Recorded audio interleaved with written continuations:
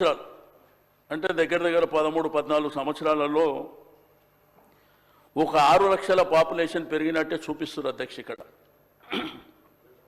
370 అంటే మీరు చేసింది 354 అయితే 96.9 అయితే ఇంకా 3.1 పార్టిసిపేట్ చేయలేదనేటువంటి. అయితే ఈ లెక్కలని నిన్న నుంచి చూస్తుంటే అధ్యక్ష, బీసీ సంఘాలు కావచ్చు, మేధావులు కావచ్చు, అనేకమైనటువంటి డిబేట్ల ద్వారా కావచ్చు, కొన్ని అనుమానాలు కూడా వ్యక్తపరుస్తుంది. దీంట్లో ప్రధానంగా ఈ పాపులేషన్ పెరగాలి కదా, ఎట్లా తగ్గింది అనేటువంటిది. ఓ వైపున బీసీల పాపులేషన్ తగ్గినట్టు కానీ, రెండో వైపున ఎస్సీల పాపులేషన్ తగ్గినట్టు కానీ, మూడో వైపున ముస్లిం పాపులేషన్ తగ్గినట్టు కానీ, ఓసీల శాతం పెరిగినట్టు కానీ కొన్ని లెక్కలు వస్తున్నటువంటి సందర్భం అధ్యక్ష. గౌరవ చైర్మన్గా ఉత్తమ్ కుమార్ రెడ్డి గారు మొన్న ప్రెస్ కాన్ఫరెన్స్లో గణాంకాలు చెప్పినట్టు ఆ గణాంకాల ద్వారా తెలిసినటువంటి విషయాలలో చర్చ జరుగుతుంది అధ్యక్ష. అయితే దీంట్లో ప్రధానంగా ముఖ్యమంత్రి గారు చెప్పినారు అధ్యక్ష, ఇప్పుడే ఎన్యూమరేటర్లను పెట్టి కొంతమంది అధికారులను పెట్టి చాలా వరకు మేము పారదర్శకంగా చేయాలనేటువంటి సంకల్పంతో చేసినామని.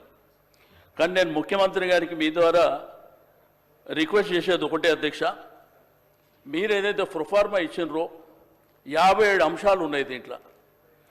దీన్ని ఏంటంటే మీరు మరొకసారి ఆలోచన చేసి, ఎందుకంటే ఈరోజు ఇది ప్రధానమైనటువంటి అంశం, మన సమాజంలో ఉన్నటువంటి 100% మంది ఉన్నటువంటి అంశం కాబట్టి, దీనివల్ల ఏంటంటే అనేక అంశాలు దీంట్లో పొందుపరిచారు కాబట్టి చాలామంది ముందుకు రాలేకపోయారు.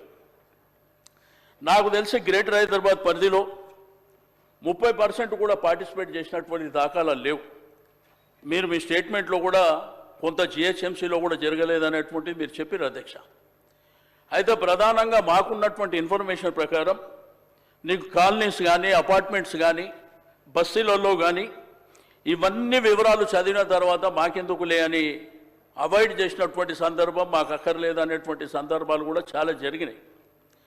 అయితే మీరు చేసినటువంటిది ఇంకా పకడ్బందీగా చేసి, ఇంకా దీంట్లో ఏంటంటే హరిబరి తొందరపాటు లేకుండా ఇప్పటికే మీరు ఒక 3-4 నెలల సమయం మీరు చేసిర్రు. సబ్ కమిటీ ద్వారా 12 సార్లు మీటింగ్ జరిగిందనేటువంటి అంశం మీరు చెప్పినరు. ఏది ఏమైనప్పటికీ అధ్యక్ష, మీకు అందరికీ తెలుసు ఈరోజు సమాజంలో ఉన్నటువంటి బడుగు బలహీన వర్గాలలో అవేర్నెస్ వచ్చింది అధ్యక్ష. ఈరోజు